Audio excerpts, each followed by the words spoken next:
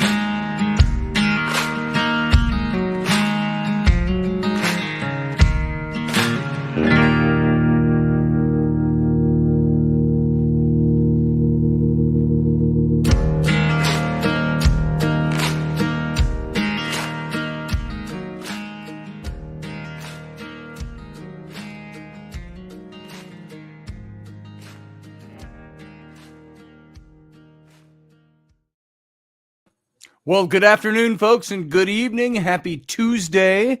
This is the Robertson broadcast for today. I'm Scotty, and that's my co-host, my radio wife, Wendy. How you doing, Wendy? I certainly am. I'm doing very well. How are you? I'm fantastic. You look absolutely stunning. But Well, play right back at you as well, my dear. why? Right. Thank you, my dear. But what's new? So, Well, I mean, you're looking stunning. So well, don't you? That's right. That's right. So, I've been running around all day. We had quite a lengthy conversation. Do you want to say anything about the topic of the conversation this morning?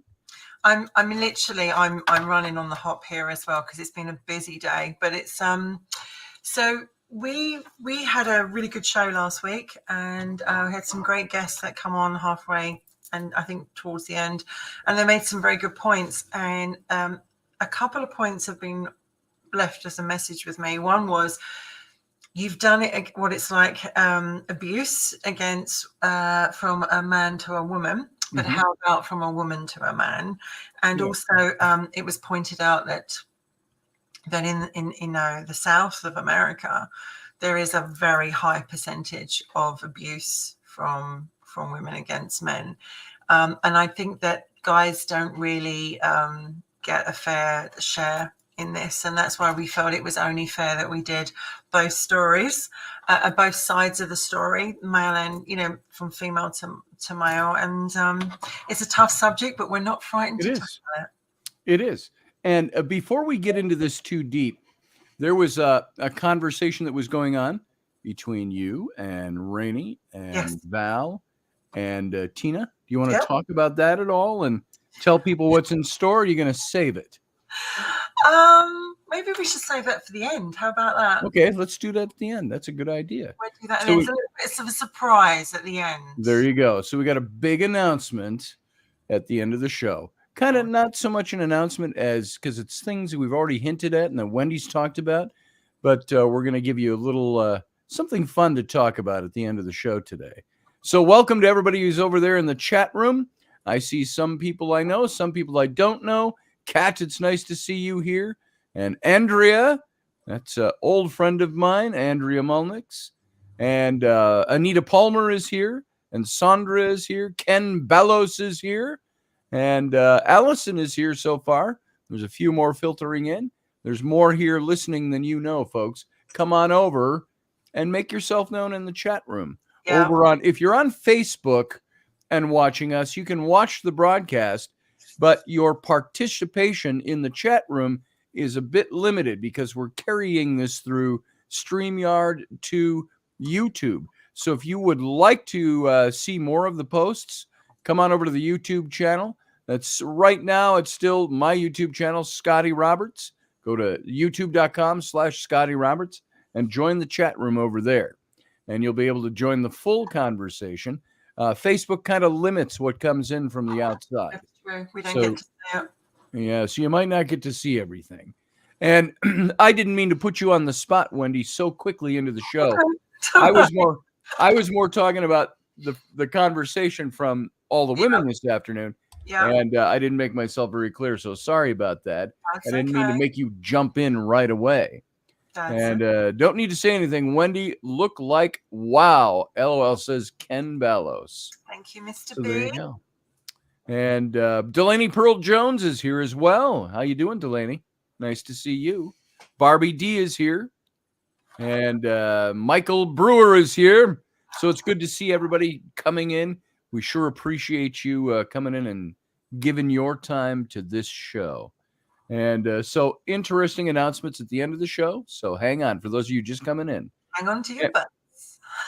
And yes. And so as Wendy already alluded to, or kind of led us into at the very beginning here, we're going to be talking about that flip side of abuse, because we always hear about women that are battered by men or abused by men, or women, and that is the gross percentage of abuse out there goes from men toward women. And we can explore that for a few minutes here before we get into the deeper topic. But men are generally the greater abusers of women. And we're talking more relationship. Now, men, however, there's that flip side of the coin. There are men who are abused. Are they men? Now, look at the way our society would look at it, Wendy. There are people that would go, oh, you got abused by your wife or the woman in your relationship? Are you weak? Are you a weakling? Do you let her beat you? You know, these are the things that men face when they get abused. And you get a lot less reports of abuse. You could ask somebody like Ken, who was a copper most of his life, and you would ask him, out of the domestic abuse calls that you got as a cop, how many would you say were the percentage of women versus men that were causing the abuse? And of course, now in recent decades, we've seen this gradually coming up. We're learning that there are all different kinds of abuse. And we talked a bit about this last week and in other programs. All different kinds of things that people experience or people do, from physical abuse, battering, assault, things like that, down the line, psychological abuse, emotional abuse. It's like affairs. They say, is an affair just defined by a guy having sex with a woman or a woman having sex with a guy outside of their relationship? No. It's now defined by many other things. There can be emotional affairs, psychological affairs, things like that. And so, same thing with battery, same thing with abuse. And so this is what we want to talk about a bit today, is the fact that men are abused just as easily as women. And then talk about why there are men who get abused. Why does our society kind of brush that off a little bit when a man gets abused by a woman? And what are the reasons that men throw up there for being abused? Why don't they report the abuse? It's because of a societal standard that's out there. Men don't want to be known for, oh, yeah, my woman beat me up. Men don't. There's a pride factor in there, for lack of a much more detailed way to put it, to introduce it. So men don't want to be known as having been abused by their wives or by the women in their lives. So, Wendy, what have you experienced in this? What have you seen in this? What is the data that you found? I was just bringing it up as you were doing that. The most important thing to actually say straight away is abuse is abuse. It doesn't matter if you're a woman or a guy, it's abuse. And I think the most famous case recently, which came to light, was Johnny Depp and Amber Heard. Yes. Johnny Depp had been a sweetheart and everybody thought the world of him. And all of a sudden, Amber Heard had said, she'd been a battered wife. He'd Mhm. brutally hit her. He'd sexually violated her. He'd hit her again and again and again with all the rings on his fingers and all Right. this stuff. And it was caused by, alcohol and all that, or drugs and everything else. And obviously he suffered greatly from that, because obviously they took Amber sides. He came to the UK court because it was actually, he sued the Sun newspaper. And so what happened was he went to court. They brought Amber Heard in as a witness. So actually she didn't take him to court. The Sun newspaper and him went to court. They actually saw in Amber's and the Sun's favor. So he lost that case. When he lost that case, it affected him not just career-wise, financially, but mentally, and so much, like, because people suddenly didn't want anything to do with him. His contracts were dropped. People saw him as a wife beater. And it was where he's gone from Captain Jack Sparrow, Edward Scissorhands fame, to being like, oh God, it's Johnny Depp. So he waited and he got himself together and he went back to court this time last year, actually, it was about to start. And they found in his favor that he was actually the abused, not the abuser. And there were signs and symptoms on him. There were bruises on his face. There were cuts. His finger. He'd lost some of his finger. And he'd not only suffered mentally and financially, he'd suffered emotionally, physically, and everyone had gone in her favor. And so now he went back to court. As people know, he cleared his name, at least in the USA, and I think the UK one should be turned over as well. He got his life back, and now people look at him and they could see the signs. You could see the signs of abuse in that man, and people chose to ignore it. And I think that's what I find in my experience as a counselor, is that men find it very hard to come forward and say, I'm being abused. And battered man syndrome. I was looking just now at the percentage in the UK, and in 2018, the large majority of defendants in domestic abuse related prosecution were 92% male and 77% female, compared with only 16% of men. So what that says is that they're still not going to court. They're still not getting any kind of justice. And it still seems to be very much kept under the covers.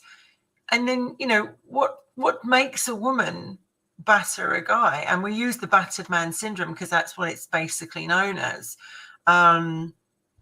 Because in the female, if a man abuses a woman, it can be caused by lots of different things, the same as a woman doing it to a guy. And I think the hardest thing is that for a man, it's like you're taught you mustn't hit a woman, you mustn't fight back. It'll go against you. Also, why couldn't you stand up for yourself? Why couldn't you protect yourself? Are you kind of some sort of wimp or a sissy? Like it's a woman. And then if he does stand up for himself, that goes against him as well. So it's a very, very difficult. And I'm not talking about toxic relationships where you're both battering the hell out of each other. I'm talking about when it's just one-sided.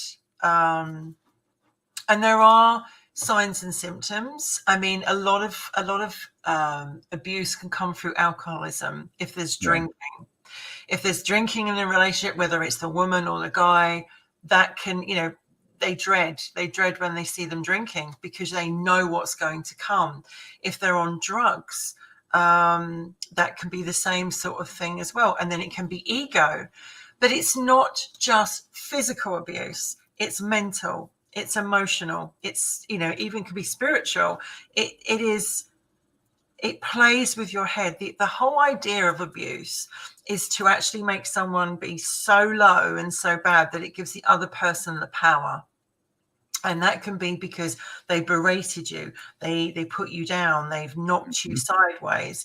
It's all about control and power, and also ego, as in the fact that they're scared of me. I'm the one in control. It's my say. And I know quite a few gentlemen in the UK who were in a relationship with a woman has begun hitting them. There were, and it's or has started to berate them and put them down. And there's only so much, we're human beings. There's only so much we can take before we snap. Right. And sometimes we don't always snap, or we're not even able to snap in the right positive way. And I think that for a man to actually go into work, he might appear really stressed. He might be quite anxious. There may be depression. There might be bruises on him. There might be marks on him. He might find that he starts to become a shadow of his former self, or he's on eggshells, or he's responding a different way.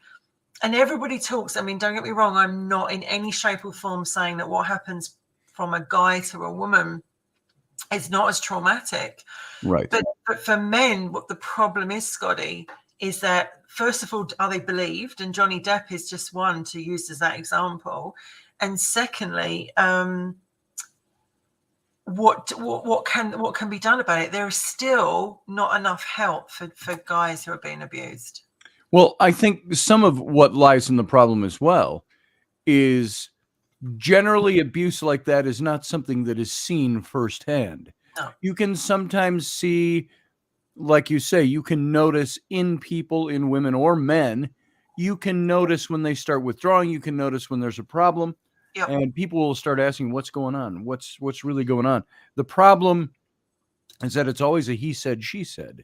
Mm-hmm. And many times, the gross majority of times, I know in my own experience, when I had a wife who was abusive, physically abusive, not and emotionally and verbally.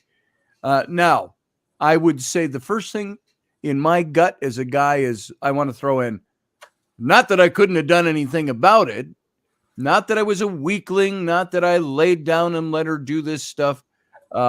It's that I learned a different set of rules. And if my wife is swinging at me, I'm not going to swing back at her. No. But I would block her hands from hitting me in the face. You know, Yeah. you put up a hand to block a punch. And what I found by firsthand experience, and this is way back in the early 90s, so we're talking 30 years ago, I had a wife that I was totally unexpected, hauled off and kicked me in the nads. And because she was mad at me. And she didn't quite square me, so she didn't put me to the floor. And I remember I put my hand on her chest and I pushed her into the chair. And I said, don't ever do that again. Now, guess who got taken away? Me, because I put my hands on my wife. Yeah. I didn't throw her across the room or smack her or bash her against the wall. I pushed her down into the easy chair and I said, don't ever do that again.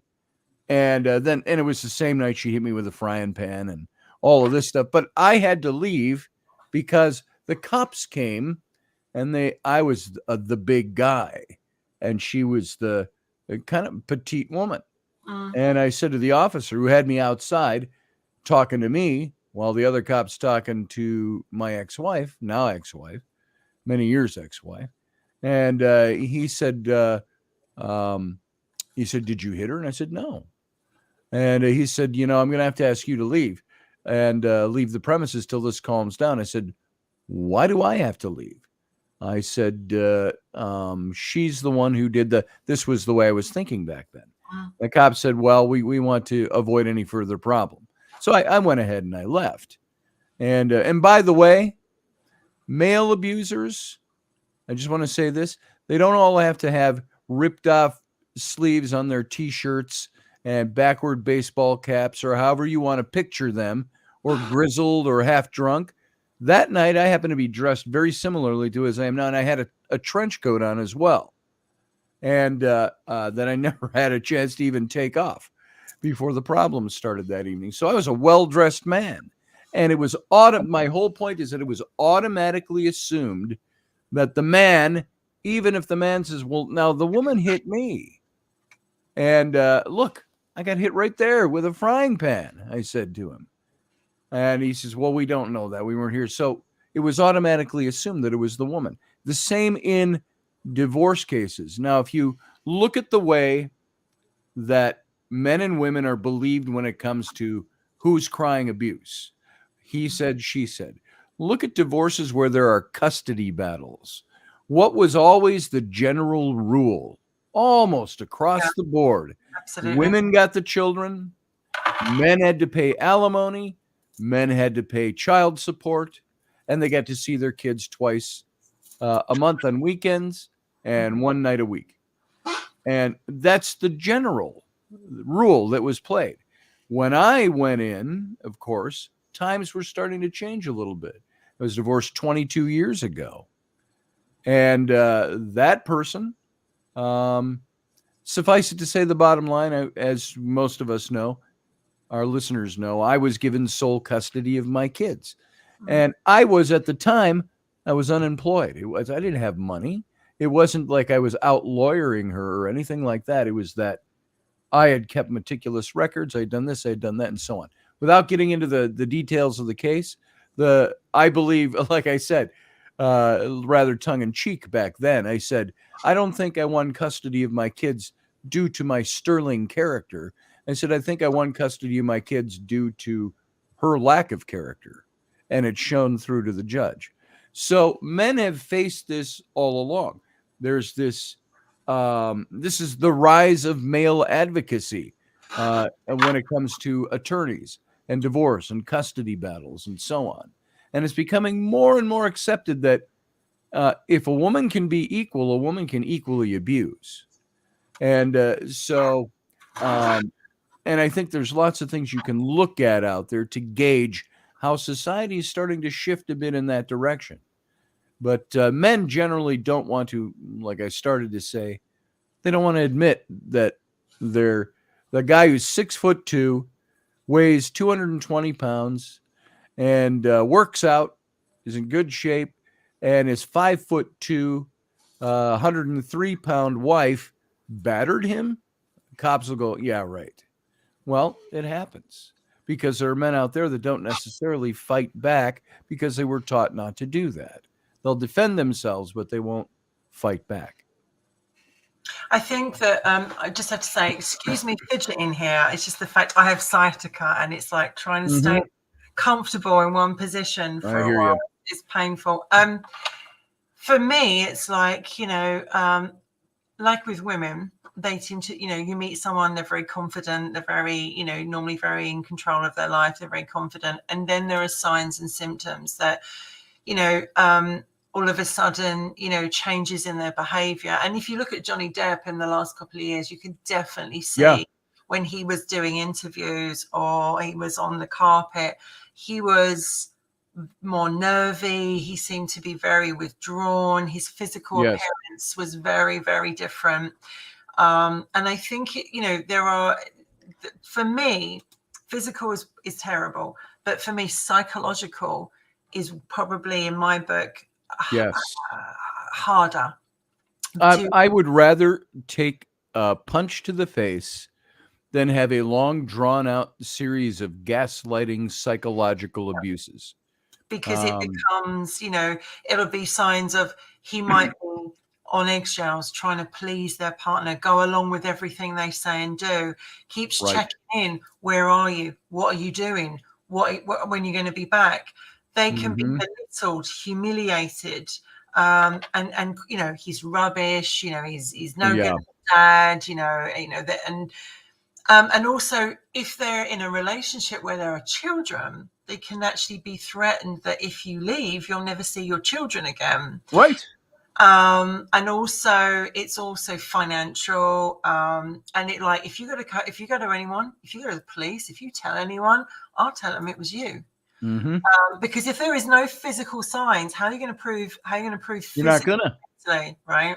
You're not gonna. And I think that, women can be deadly ones of the species. Women can be very cruel, very nasty, manipulative, emotional, just as men can. But we seem to excel sometimes as ladies. We can really stick the knife in. Sure. And I think that if you get a guy who's quite sensitive, or maybe has never been in that situation before, and all of a sudden you slowly twist it, it's all Right. about, when I was in an abusive relationship, I didn't even know this, the first time I did, but the second time I didn't even know I was in one, because there was no physical abuse. It was all mental. And I was like, no, this is just us. We just And have it's so arguments. permissively So, gradual. You don't notice it's happening right away. yeah. You might go, well, that was kind of a weird thing to say. And 6 months down the road, you're like, I'm absolutely pounded into the ground, And emotionally and verbally. what do guys often say? Oh, he's pussy whipped, right? Or something Yeah, pussy like whip. that. But actually, he might have thinking, if I don't please her, if I don't do this, I'm going to get so much grief later on. And especially if you're with someone who drinks, and they then, you go home and you just don't want to go home, because you know what's waiting for you, and their self-esteem's going to go down straight away. And I actually think that, sometimes you could, being a battered guy, you could take to alcohol, you could turn to drugs, you could become not taking care of yourself, not sleeping. Never touched the stuff. Well, exactly. Like, why would you want to sleep next to a woman, like a guy who's sweet, who's seen as all sweetness and light, but actually berates you and puts you down to the side of this? Now, my ex-wife was an alcoholic. Now, let me qualify that too. We get pictures in our heads of alcoholics. So we get pictures in our heads of batterers and abusers. My ex-wife, she was very pretty, but in that cosmopolitan magazine sort of way. Yeah. She was intelligent. She was beautiful. She dressed to the nines, and she was smart. And she could articulate well, but she was a master manipulator of people to get what she wanted. And this is the person that I dealt with. I want to add this in there. It's part of my personal story with her. But just a couple of years after those first incidents I talked about, and I mentioned some of this, she wanted to leave me.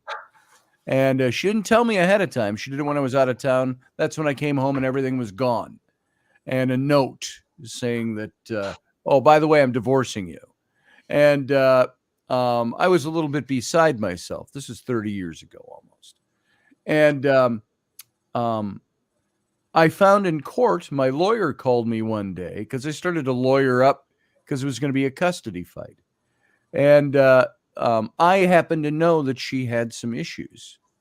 And so I got the lawyer, and he called me one day and he says, we got served some more papers here. I don't know the exact terminology, but he said, she is now claiming that she believes that you were sexually abusing your little daughters, my twins, who are now 31. They were a year to 2 years old at the time.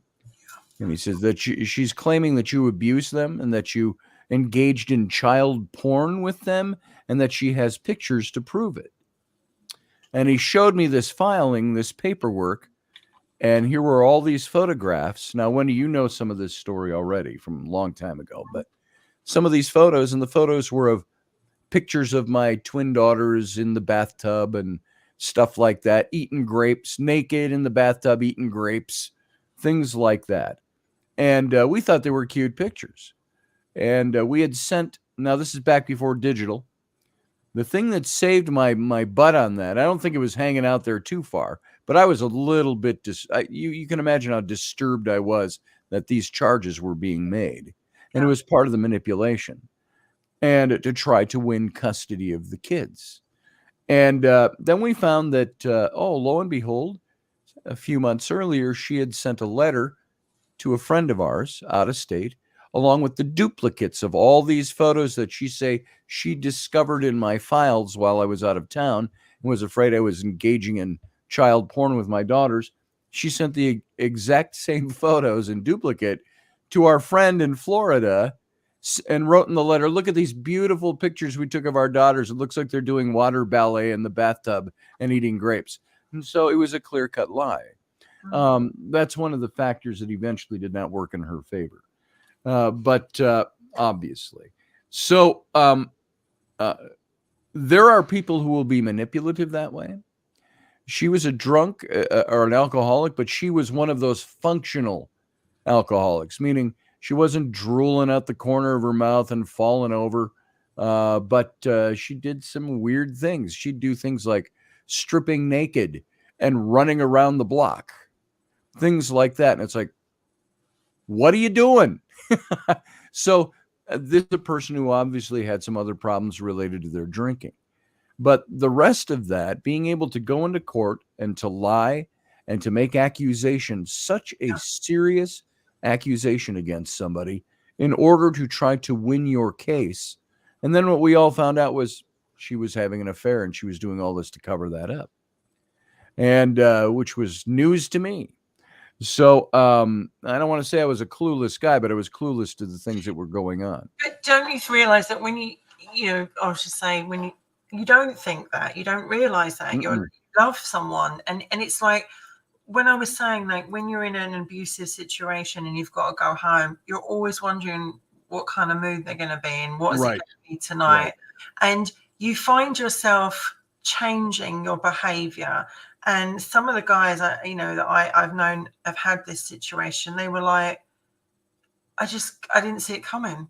I just didn't see it coming. I didn't see it coming. That kind of relationship. She was always really sweet. And then, of course, they can then go out and put your name down, your good name down, by slandering it. And women are very, we can be incredibly cruel and very bitter. And I think the saddest thing for me is that anybody that's abused, anybody that's the abuser, they just move on. They don't realize the damage that they're actually leaving behind. And, you end up sleeping perhaps on your own. No, don't say anything. I don't want to upset them. No. Right. And trying to pacify them and trying to please them and just go, it's all right, it'll be fine, or literally you'll walk out the house. That's wrong. Where are you going? What are you doing? Why are you leaving? And going through your phone. Like when someone goes through your phone, that's a very common way. Show me your phone. And we've all been there. We've all had moments of that in our life. But what I'm saying is they go through to a point where they are literally taking everything in your life. And what's this? What's that? What that? Like they change the people, whether it's woman, whether it's man. But I do think that men who are frequently physically abused, they may turn around and have frequent injuries and say, I walked into something, I did some work the other day. They may stop going to social functions, or they may start to dress differently. Or they may just want to, stop seeing their friends. It happens with ladies, as well as women. You stop seeing family and friends. You rarely go out in public. Social media is really careful what you write on social media because it's watched over you. And also their credit cards, money and work and everything like that. And I just think that if a guy comes to see me today and said, you know what, I'm getting abused by someone, I'm going to be like, what, really? And because straight away you're going to be like, I'm using it as a hypothetical. Where's the signs? If there's no signs, well, actually, this is what's going on. So when I never got the chance to actually counsel women who are abusive, but I counseled obviously guys, and they didn't want to see it. And I'm not sure. I never got the opportunity to counsel the women, which I would have loved to, because my question would have been is why? Yes. Are you doing it? And why are you doing that? Yeah. And what are you getting from it? What is your purpose? What is your sole goal?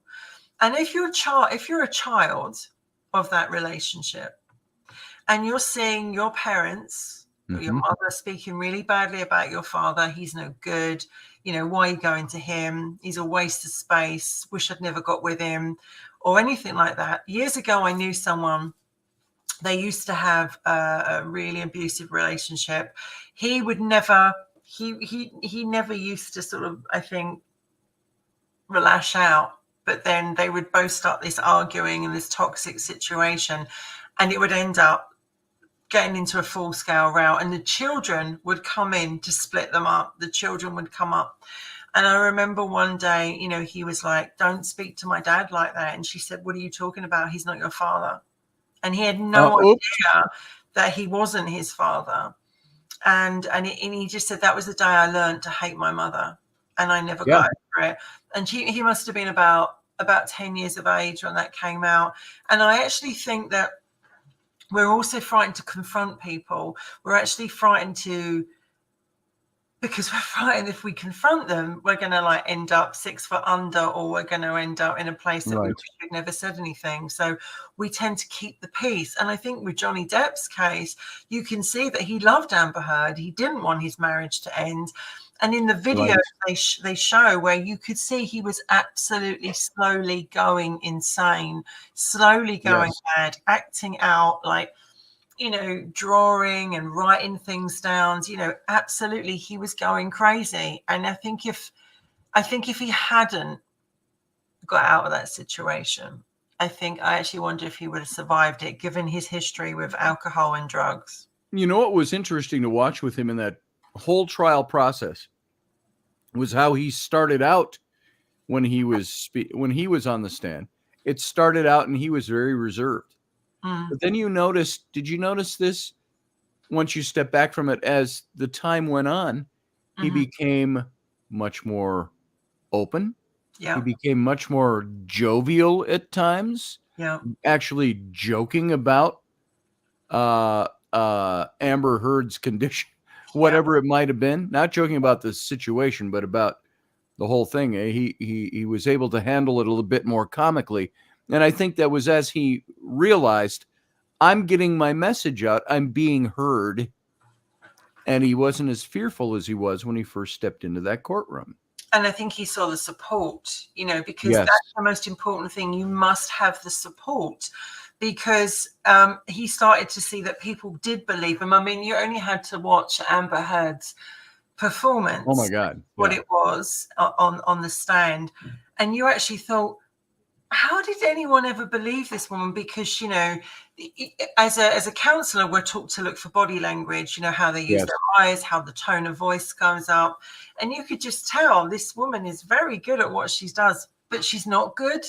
And he was like consistent. No matter what they asked him, he would come up in a very, you know, he'd obviously been, I would say that he'd gone through quite a lot of questions. But when it does go to court, and if there is, as you know, as an abusive partner, female partner, and there's children involved, as a man, you are terrified. Am I going to see my kids? If I lose custody of them, is she going to poison them against me? Am I going to lose my children? Right. And when my wife, my ex-wife, had originally disappeared and everything was gone, the kids too. It took me over 3 months to find my kids. And I went through all of that, and I find out she had them in a battered women's shelter because her parent, her mother, not her dad, her mother, who was a very controlling person as well, millionaire, controlling person, told her, you need to go into a battered women's shelter if you want to make your story look good. That's what she did. And she took my kids into that environment. And so I will say this, just as an aside, before the whole thing was even over, at the temporary hearing, you have a temporary custody to see where the kids go while the trial's going on, for dragging on for months. And the judge gave me my kids, what was it? I think it was 5 days out of the week, and gave her one visitation night a week and a weekend every other weekend as the temporary.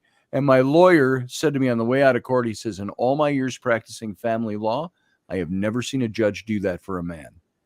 Wow. And so she made a good impression on the judge. I do have to add this. I've told this story a million times. I've told it a couple times on my radio show. But when we went into court and the judge saw those photographs that were supposed to be of my children, me taking porn shots of my kids, my 2 and 3 year old kids, I think they were almost 3. And the woman who was the friend sent the letter, a copy of the letter, and the copy of the photos up that my wife had sent her 6 months earlier. And they were all sealed with the state of Florida, an affidavit. It was a legal affidavit. She sent those up, and the judge, I remember the first thing, he sits down in the courtroom and he's quiet for a second. Then he doesn't even look up. He pulls up a photograph that one of the photos that was being used as evidence against me and had been blown up, and it was sent by our friend in Florida. He looks at it and he holds it up and he says, "Mrs. Roberts," he said, "if this is child porn," and he threw it out in front of the bench and it floats down to the floor. He says, "then we're all in a hell of a lot of trouble today." Yeah. And so I always like that. That's the upshot to that story, is you feel a little vindicated and you're glad that somebody's listening to you. There's something I brought up, Wendy, that I wanted to mention. And I saw this article, and it's not the exact topic that we're talking about, but it deals with it. And it's talking about sexually abused boys and the men they become. And I was looking through the bullet points of this article, and it says many sexually abused boys grow up distrustful, considering people to be dishonest, malevolent, and undependable. Male survivors of sexual abuse often become frightened of emotional connection and isolate themselves as adults. And while the significant proportion of male abusers were victims themselves, evidence shows relatively few sexually abused boys ever become abusers themselves. And I thought that was an important point to make, is that there are things I saw myself because of my past. And I look at that and I say, why did I allow myself to be led into that kind of a situation? What was it? Did the woman I was with, had she always been an abuser? And this is what guys ask themselves when they get into was she always an abuser? I don't remember her being abusive or manipulative when we were dating. That kind of thing. When I first brought her home to my apartment, I don't remember her being abusive or manipulative.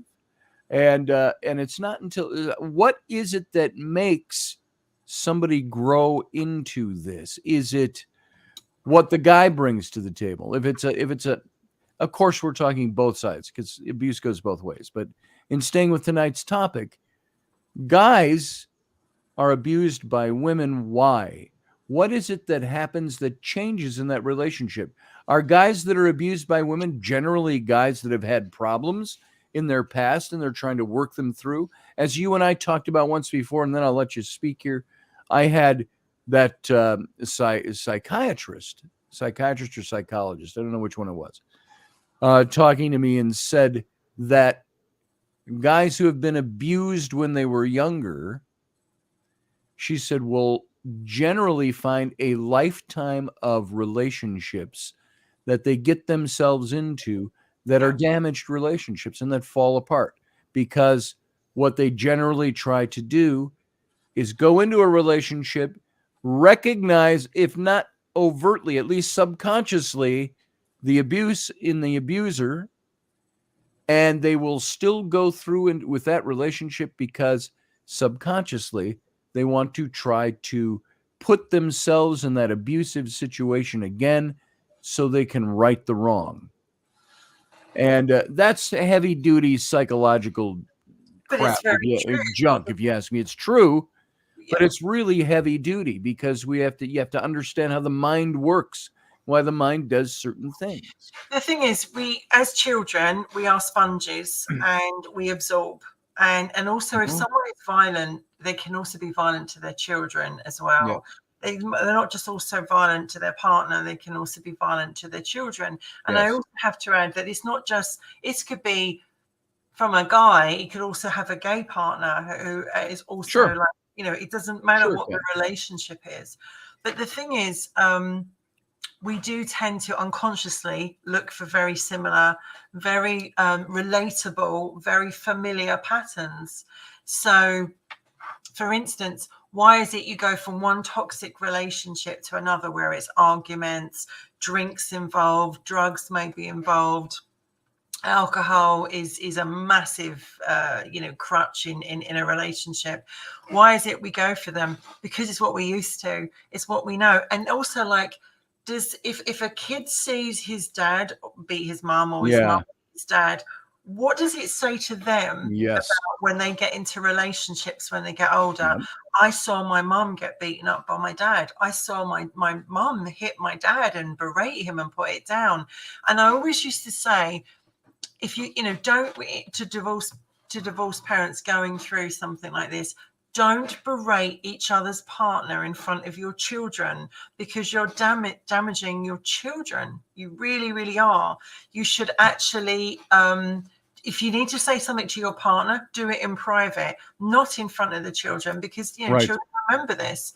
And I think that I found a clip here, which is this gentleman has written about that he was a battered guy.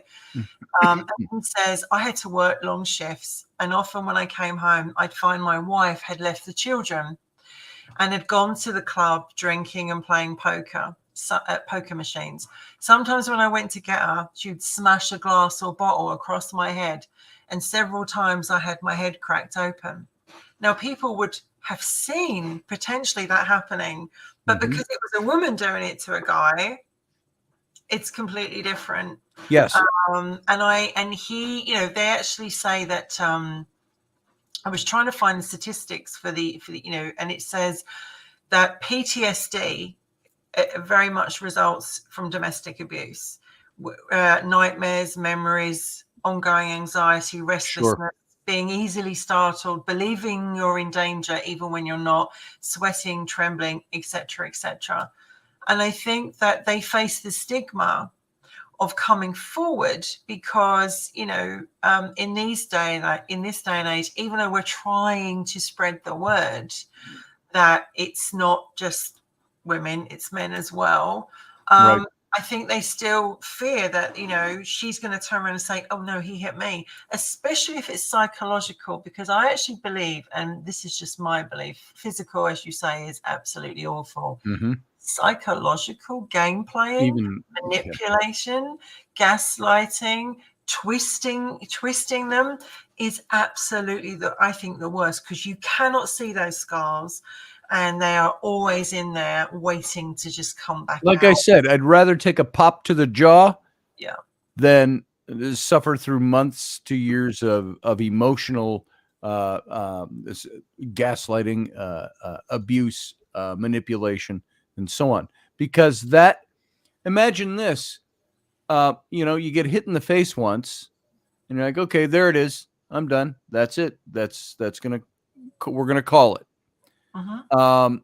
You go through where you don't recognize necessarily emotional abuse. It looks different.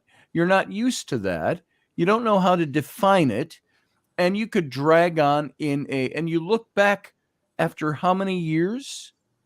2, 3 years, 8 years, 10 years. And you look back and you say, my life has been an absolute torturous drudgery. Between my partner and I, because of this type of mental abuse. When the light first comes on for somebody that they're suffering from, I don't even want to put it that way. I don't even want to say victim.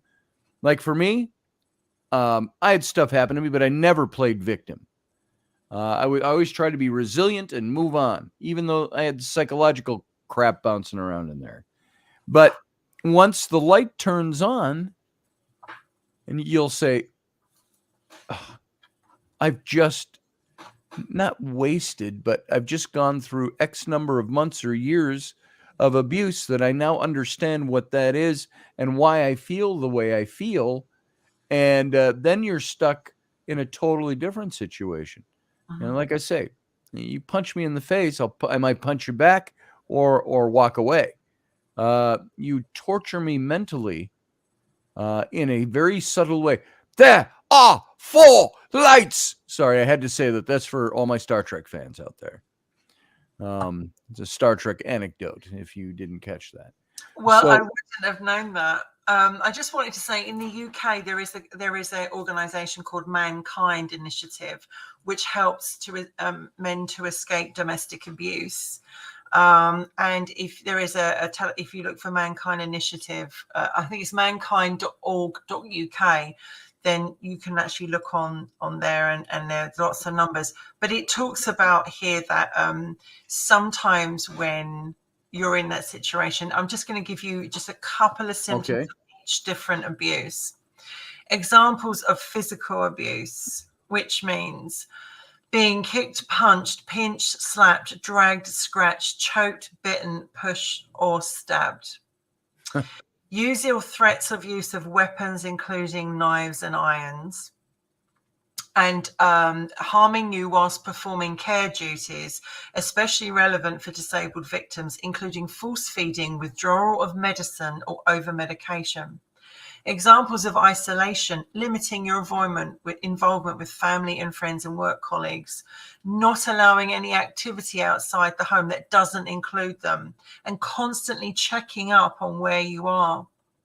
Verbal abuse doesn't always have to be shouting and yelling and shouting at you. No. It can be humiliation in private or in company, being laughed at and made fun of, mocking someone about their disability, gender, sexual orientation, or your sexual performance, including mocking that in front of friends and families and social media, which I can say is awful.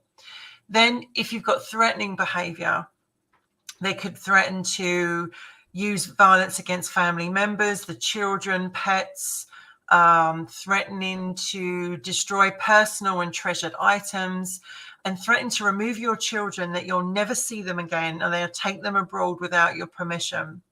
And then you have, obviously, psychological abuse, intimidation, being insulted, belittled, manipulating your anxieties or beliefs, telling you that you're to blame. You made me do this. And as I just said, telling them you're not the father of your children, and actually persuading you to doubt you are the father of them children, and also persuading to doubt the sanctity of your mind.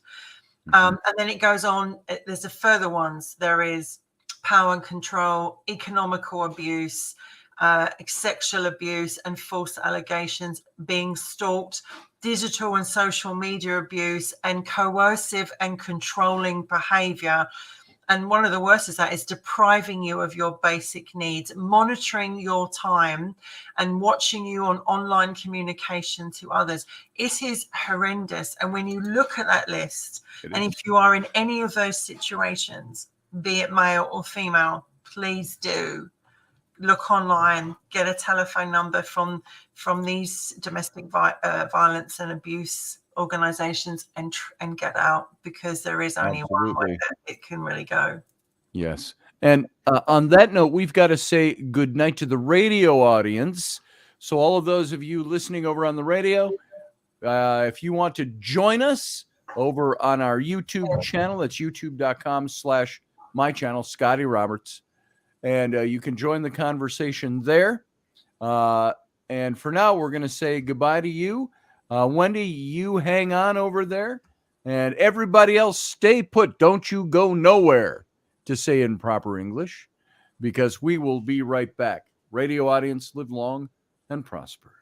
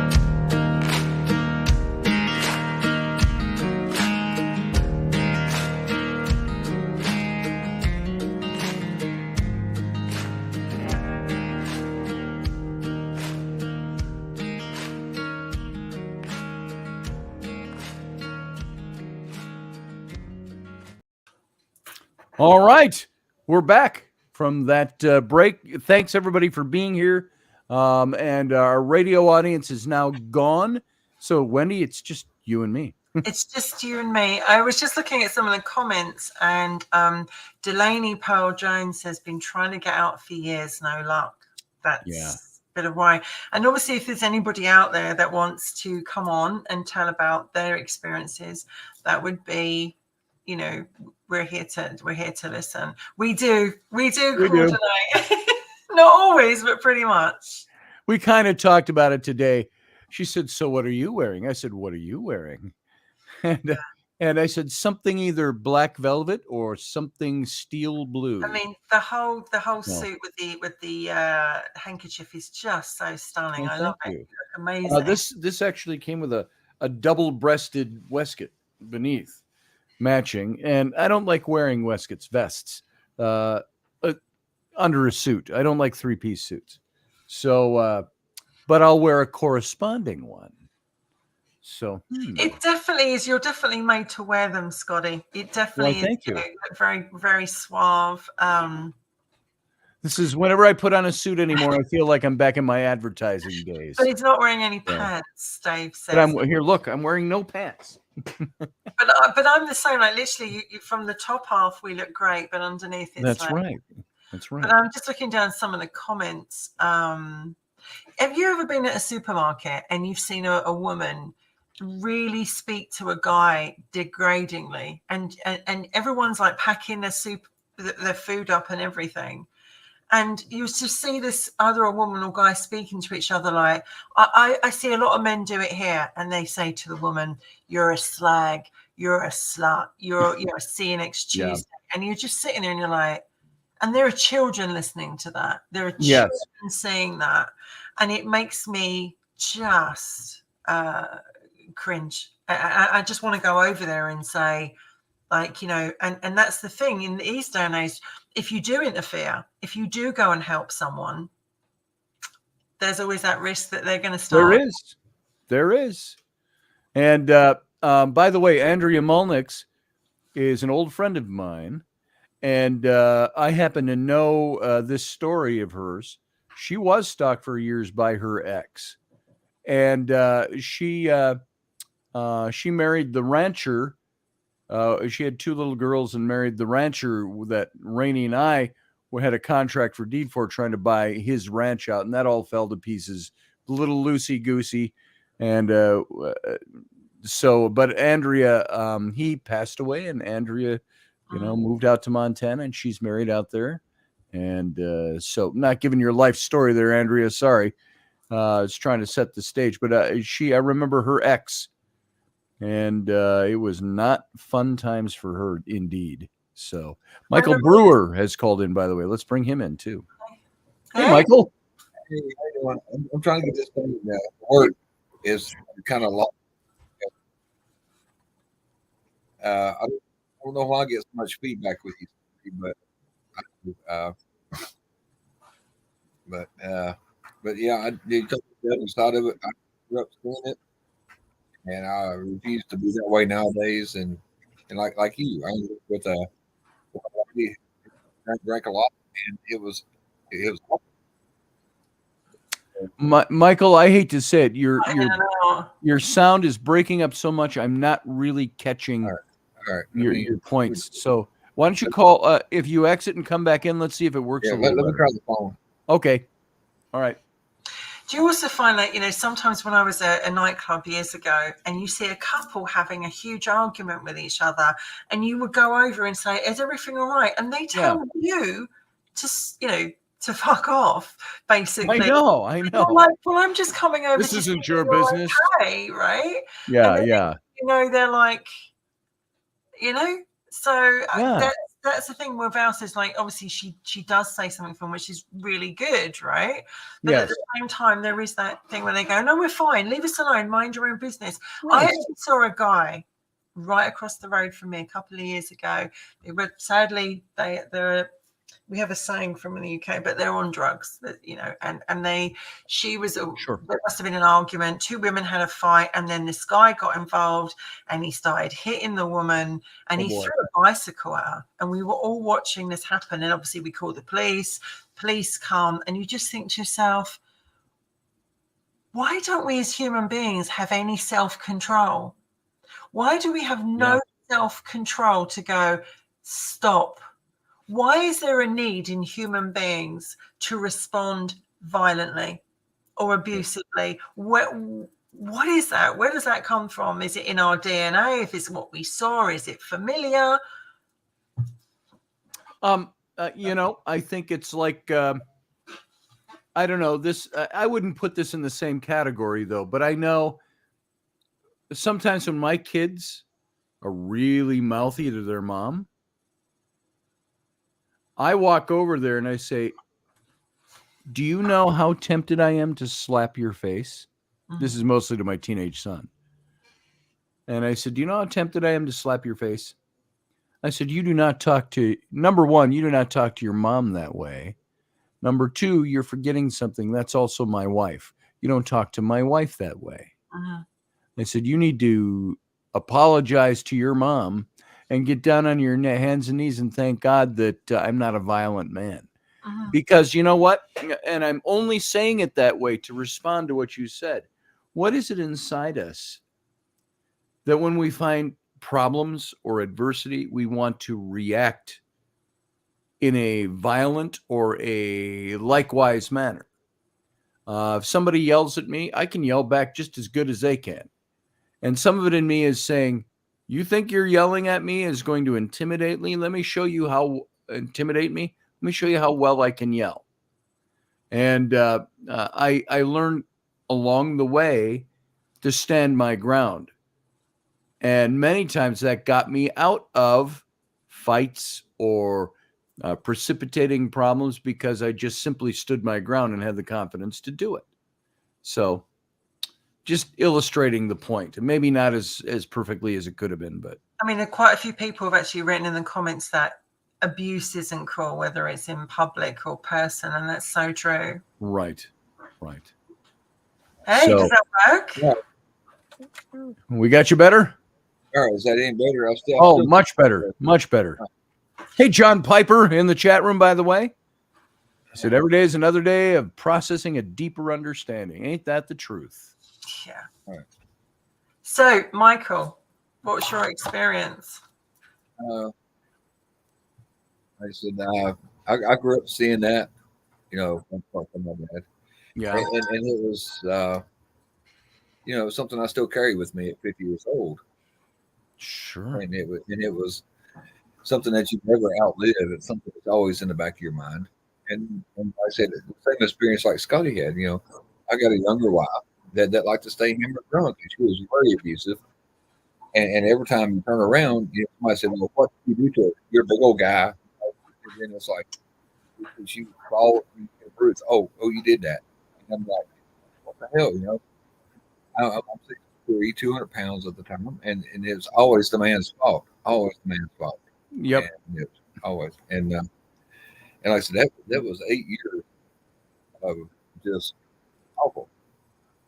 So when you saw your parents fighting and you witnessed that, like, I would imagine how does that affect a youngster? Like, do they understand why the parents are doing it? Is there any explanation of that? Do they hear it from your mom, or do they hear it from your dad?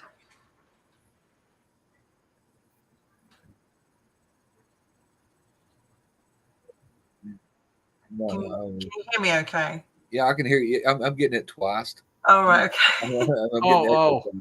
You're getting some feedback over there. Oh yeah, I'm trying to figure out what's making it do it. And sure. I'm trying to sort through it. Did your parents like give you any explanation of what was going? Did they ever talk to you, or what did you get? No, it was it got where I was like 14 years old. I was getting between my mom and dad, and to defend my mom, because he was a big guy. My mom was a little lady, and I figured it was my job to step up and defend my mom. You know, 'cause she's the one that brought me in. You know, she's the one that always took care of all my needs and that stuff, and then that was my job to defend her against them. And what does it make you feel like when you see that as a kid? Like, do you have instant dislike for the parent? I mean, obviously, like you must do it, but did your dad ever try to manipulate and say, she made me do it, or look what she does? I mean, would there be episodes like that? No, he's just an asshole. Huh, yeah. Sometimes it's that simple. It You was, know? and like I said, but I think I've told Wendy the story. I remember the night Mom took the power back in the house. You know, he come in drunk like he always did. You know, he came in screaming, raising hell. And I remember hearing that cast iron skillet ring like a church bell. Huh. And the next morning, I got up about 10 o'clock. He's still laying on the floor. And, you know, big old nut on his head. And asked my mom, looked at her, oh, he'll be fine. He'll sleep it off. Wow. And like I said, but she had finally had enough. And she'd always make him watch the movie The Burning Bed. And if never saw that. Yep. Long time ago. Yeah, that came out a while back. Yeah. Oh, yeah. Did you find that as you got older that you got into relationships that were toxic, that reminded you of your parents? Yeah, well, it's kind of a cycle that's hard to break. It is a very, very hard cycle to break. Yeah, it is. Yeah, it is. It is, and but you want to break it because you don't want it anymore. But at the same time, Michelle writes obviously a very good point that you know, the kind of deep suffering and the happiest looking people. So we do like. Would your mom have bruises, or would she be more mentally affected? But, it was I could tell that she carried it with her. Oh yeah. Oh, it was both. Mentally or with both bruises? It was both. Both. And it affects it, as Michael's saying, Scotty, like it goes to show that we do get drawn into relationships. Yes, we do. Situations that either someone reminds us of our parents and we do it unconsciously. It was always my fear that I would marry my dad. And I don't mean that horribly against him, but my dad is a womanizer and not the greatest husband. And yet, you know, you find yourself in that. So it's interesting to see that we tend to repeat that pattern again. I think we'll always, as long as those chains, use that illustration, those chains remain unbroken, they'll always be unbroken. And you've got to break those chains and step away from it. I remember asking that question a long time ago. So am I doomed to repeat the problems that my parents brought or the problems that others brought? And it's like the old, you know, biblical verse, the fathers of the son the sins of the fathers shall visit the sons, and the mothers the daughters, and so on. And I said, how do you break that chain? Are we doomed to it then? Because that particular verse just states it, but it doesn't state how to break it. So breaking the chain, it's that becoming like anything else. And what we're learning so much these days is the ability to think through something, use our minds, recognize things. What do they say the first step to breaking an addiction is recognizing you have the addiction. And saying it. Saying it. I have acknowledging it. And so I think with all of this kind of stuff too, it's recognizing the problem, recognizing the source, not camping out in the source. But I think once, I know I can state this for myself, once there was recognition of where the problems came, what developed my way of thinking, my modes of operation, all of that, I was able to finally step away from something that was a problem. Not that I forgot it. Chuck Thurston said in the chat room earlier, you know, that we step away and we forget things, forgive and forget. And he's right to a point, but we never forget. The forgetfulness is the choice to forget. I saw it with, it wasn't Reuben, but it was a different Native American linguist was talking about the word for forgive and forget in Ojibwe. And I don't remember the word and how to say it, But he said what the word means is we have no word for forget, forgive and forget. He says, because you'll never forget. And he says, we have a word, I choose not to remember. And I think that's what we all have to do. We choose to leave it there in the past and move on, choosing not to remember and choosing to not allow those things become the things that grip us and make us function. And so, not me. That's not me. I think it was Michael. It's okay. But it's like, I think Grumpy. T-minus 5.85 minutes is Grumpy's tag. I think Grumpy was just going to pop on and say something as well. But it's like, literally. Grumpy, you can come on. I don't know about you, Scotty, that as I got older and I went into relationships, I was horrified. Mm-hmm. My parents argued and fought, but they never physically got abusive in front of me. And I'm so glad I never saw that.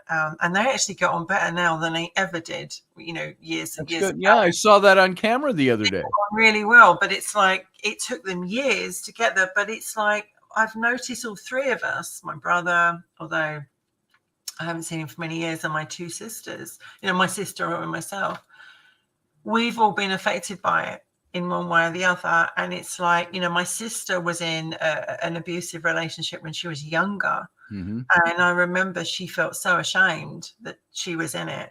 And my brother, unfortunately, he's been on the other side, as in the fact that he's been, handy. And so it's like, I've seen it from all sides. And it's just like, as I said, what is it? We meet someone, we really like them, we date them, we get involved with them, and then we pull them apart and we destroy them. And we threaten them, because what does this feel like if I smash something in front of you, if I threaten you? It's like it puts the fear of God, so you're not going to do anything. Does it make me feel powerful? Yes, a lot of it's about control and power, absolutely. And it is about breaking the cycle for sure, absolutely. I never grew up having a fear that I would repeat abuse. That never scared me. I was always I was wanting to go out in the world and find somebody to love that would love me the way I loved them. Mm. That's all I was after.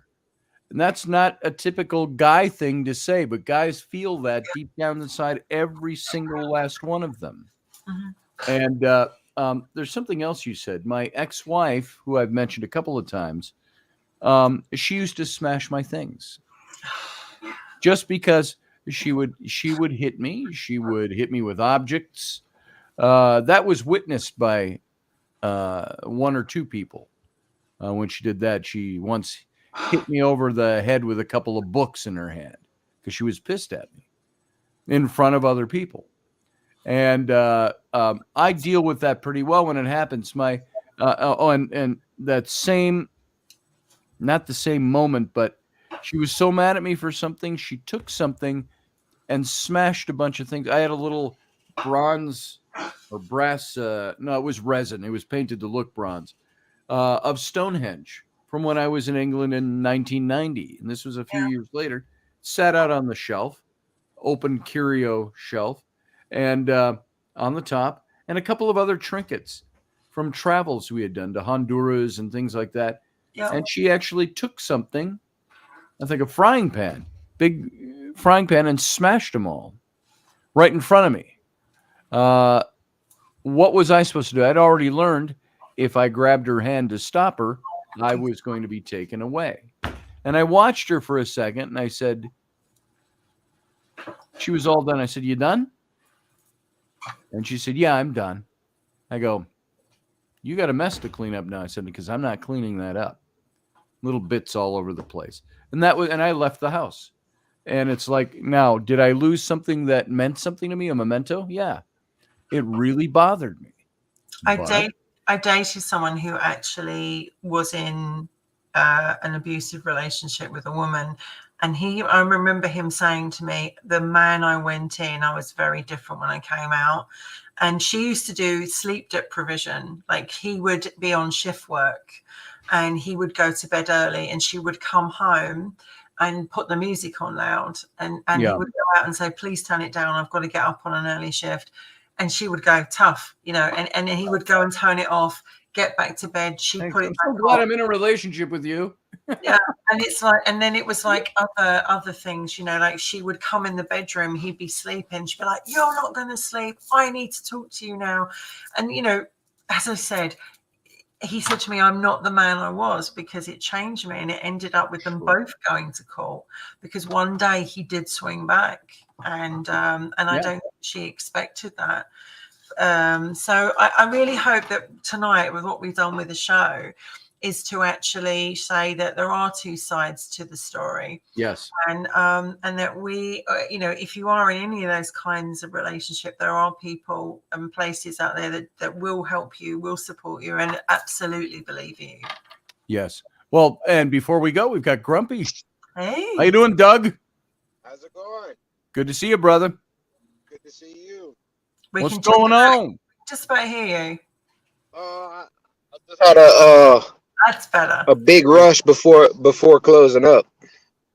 So, Oh, Doug, what was, that's because always you a were the good one who brought the comment up and actually made me and Scotty actually want to go down it. What sort of experience can you share with us?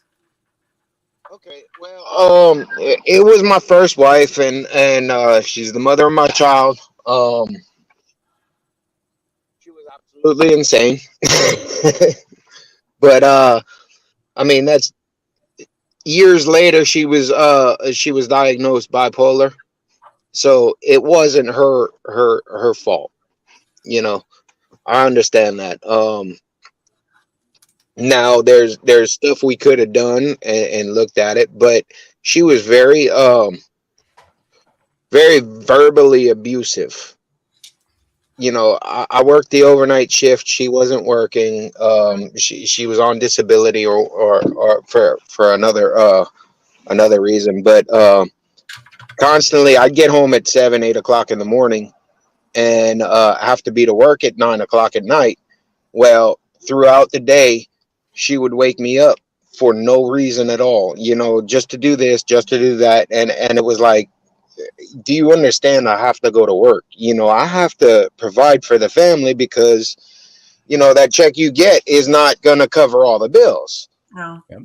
Oh, she would wake me up in the middle of the day to open a window or do this and then just pick at me constantly. And I didn't really see it as a big deal. But whenever we were with family or something, they're like, "What's going on with you?" I said, "It's normal life. It's everyday life." I didn't know anything. Now, a couple times she threw a pan at me or this and that and the other, but I didn't really take it as abuse. But looking back at it, and she had taken my daughter. Now her aunt had passed away one week, and she said, "Look, I'm taking Alyssa, and we're going up to New York to go to the funeral." Well, she was gone for 2 weeks, Wow. and I had found out where she was. She was with another man with my daughter, and this other man was, not the nicest of people. Sure. I pretty much told her, when I found out exactly where she was, I said, "If you're not home in 8 hours, I'm calling the state troopers. I'm calling the state police of Georgia, Mississippi, Alabama, and Louisiana." I said, "Stolen car and kidnapped baby." Yep. Yeah. Well, 8 hours and 3 minutes later, she pulled up with it was her and four Lafayette Parish sheriff department. I said, "Well, what's all the sheriffs for?" Fanfare. Me, I was always big, a lot bigger than her. I was 250 to 270 at the time, and she was 100 pounds soaking wet. She told the sheriffs that she was afraid that I was gonna beat her. Oh boy. Yep. Well, I could have told you that's what she was doing when she brought the Yeah. cops back. And I was like, the sheriff came up to me. He's like, we see you're not making any threats. I was like, number one, I'm not making any threats. First of all, because you're here.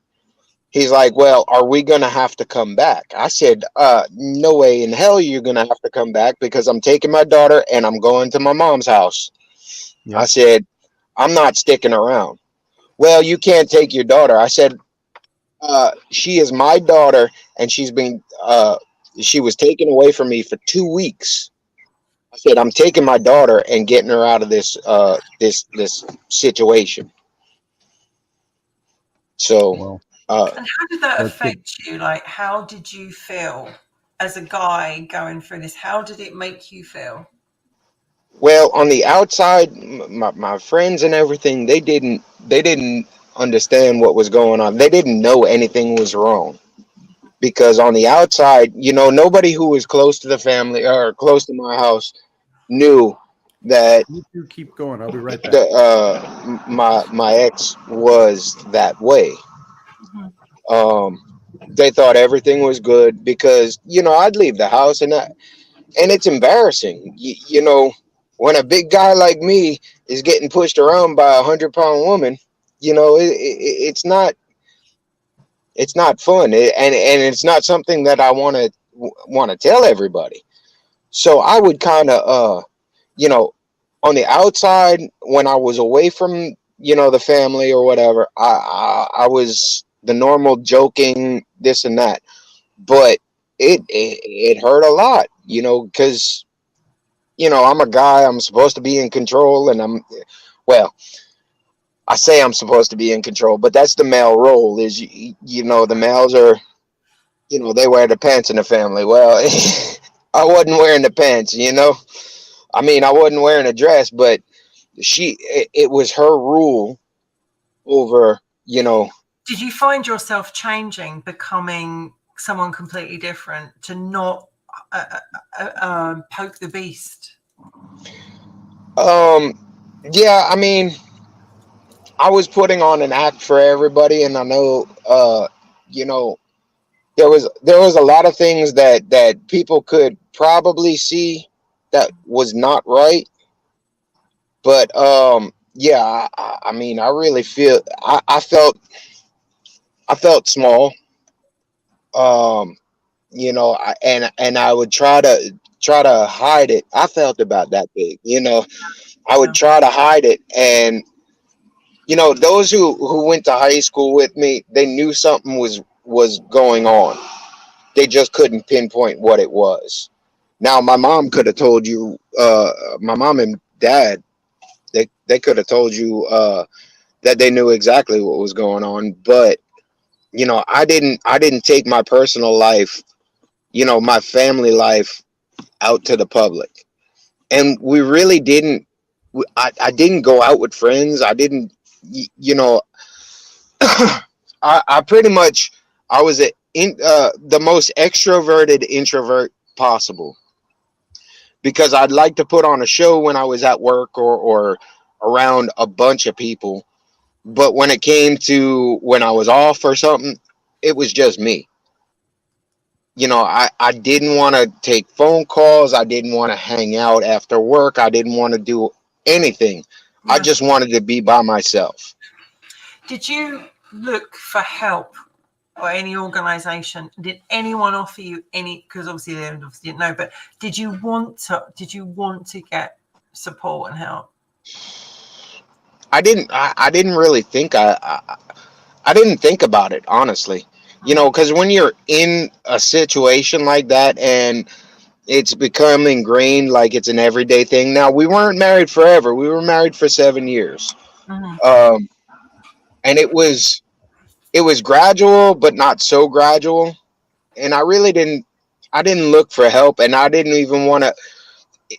To me, it was kind of embarrassing to reach out for help, because in a situation, I don't feel that I was supposed.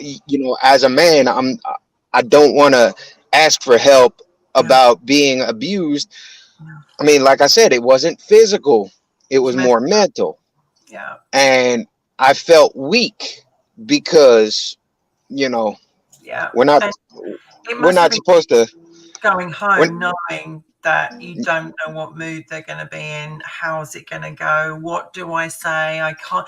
And you brought up a very good point last week. You said that in the South, it's quite high against abuse against men. Where did you find that from? What did you learn? Well, I mean, it was a statistic that I saw, and a lot of people say, 95% of statistics are made up on the fly. Yeah. But it was I saw a billboard. It said something. It was like 60 or 70% of domestic violence is against the males.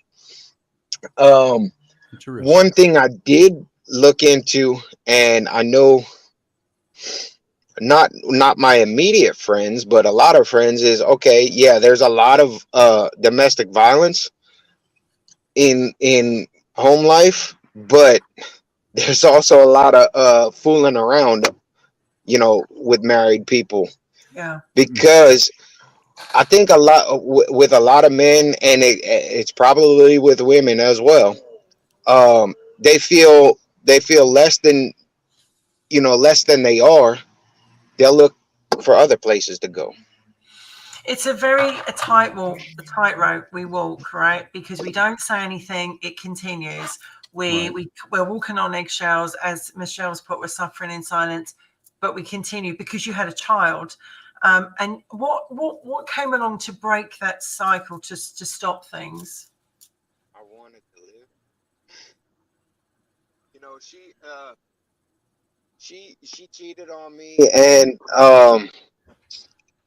it was with a less than I say a less than human person that she cheated on me with, and even at that point, I didn't want a divorce because my parents to this day are still married.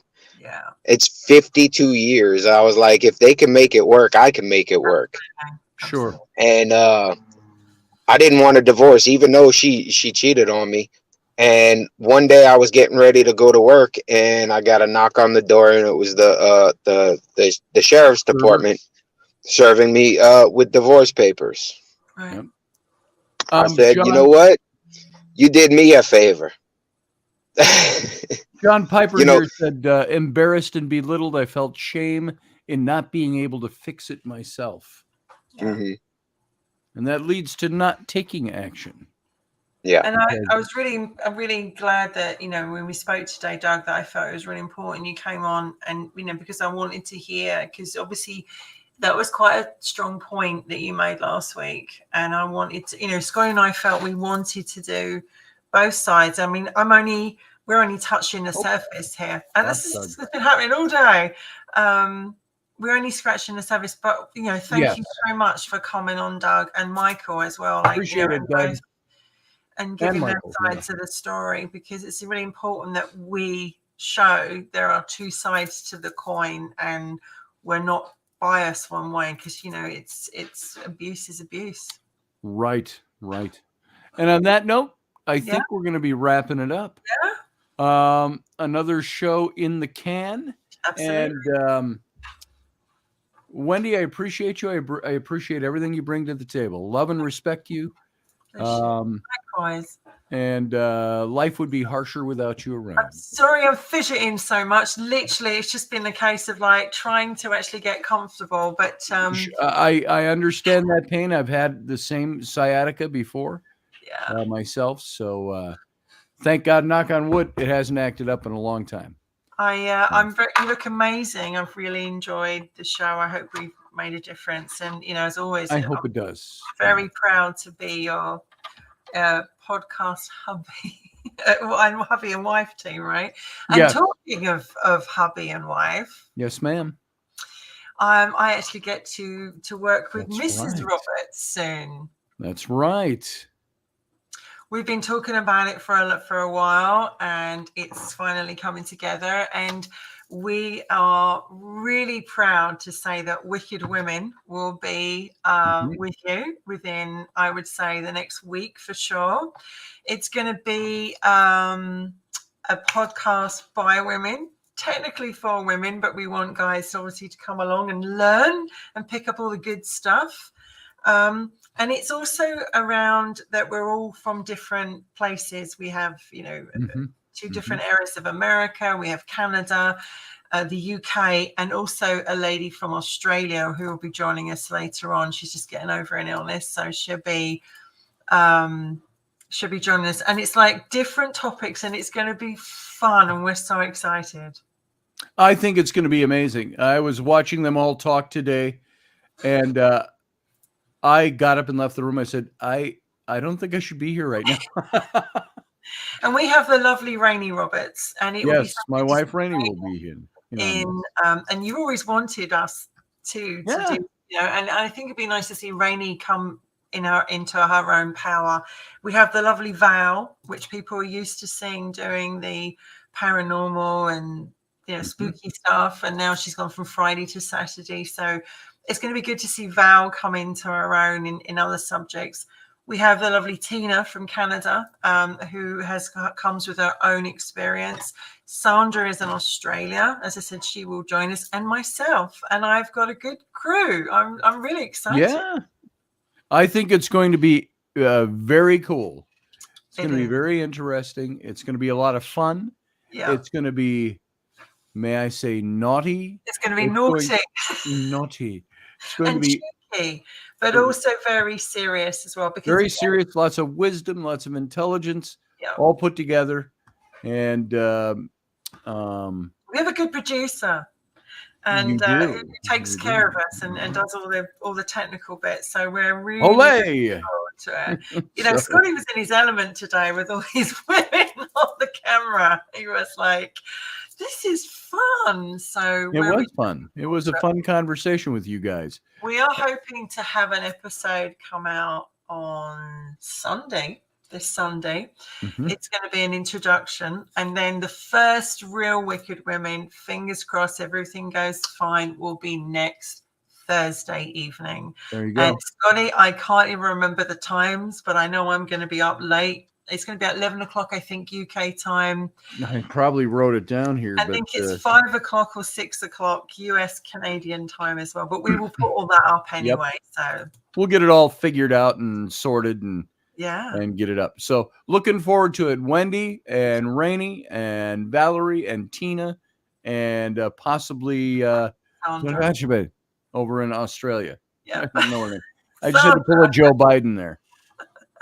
So Sandra, because Sandra was going to be on board, but she's not been too well, so she's got to take. But she said, "I am coming. Okay. I am coming." It's just the fact that I've just got to get over this. But I think in the meantime, the four of us will kick some butt.